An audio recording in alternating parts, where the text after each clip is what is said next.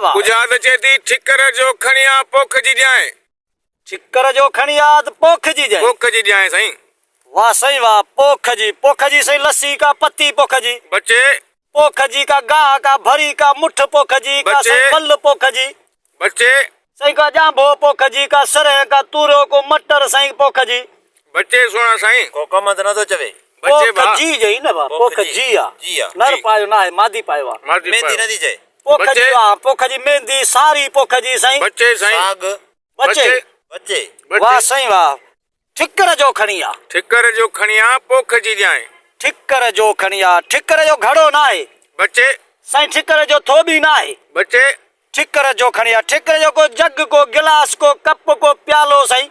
भलो भी साईं पर अञा बच्चे बच्चे पाटोड़ो ना है। भलो ठिकर जो सही बच्चे पाटोड़ो भी आहे चमचा आहे ठिकर जो सही। ठिकर जा आगे दौर जा थाम हुंदा हुआ हाँ। करी किटली नदी जाए। बस बच्चे सही। ठिकर जो खणिया तो पोख जी जई। पोख जी जाए। पोख जी जई सही। कणक नदी जाए। बच्चे पोख जी वल नथी चए। बच्चे साईं पोख जी भितरी का जव नथी चए तिर नथी चए पोख जी। बच्चे उसा हुक्म जोर बाजरी नदी जाए पोख जी। हाँ बच्चे सही। भाग पोख जी जई पोख जी सही छा थी चए पोख जी सही का काठी नथी चवे बच्चे का गुल का बाटी नथी चवे। भलो पर बच्चे पोख जी किन्नड़ो नथी चए सही किन्नड़ो। वाह सही वाह पोख जी सही का छा थी चवे पोख जी दाल नथी चवे।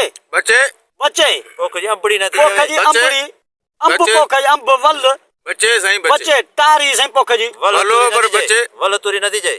भलो वाह सही बच्चे वाह। तुरी इहे त नथी चए चिभड़ को गिदरो को वंगो को तूरियो पोख जी। बच्चे बच्चे पोख जी सही छा थी चए पोख जी का सही छा थी चवे पोख जी उस्ताद सफ़ा गुजार तो सही सीरियस करे जो करे जो गुजारा। पोख जी छबर नथी चए। बच्चे ग्वार नदी जाए। भिंडी नदी जाए। बच्चे सुना मखण तुरी नदी जाए। मूरी नदी जाए पोख जी। बच्चे मूरी भी नथी चए थूम सही पोख जी का सही बच्चे। भंग पोख जी सही नथी चए। वाह सही वाह भंग। वाह उस्ताद ताड़ी वाह, उस्ताद। ताड़ी ताड़ी ताड़ी ताड़ी सही ताड़ी आहे भंग चेतो ठिकर जो खणिया पोख जी जाए।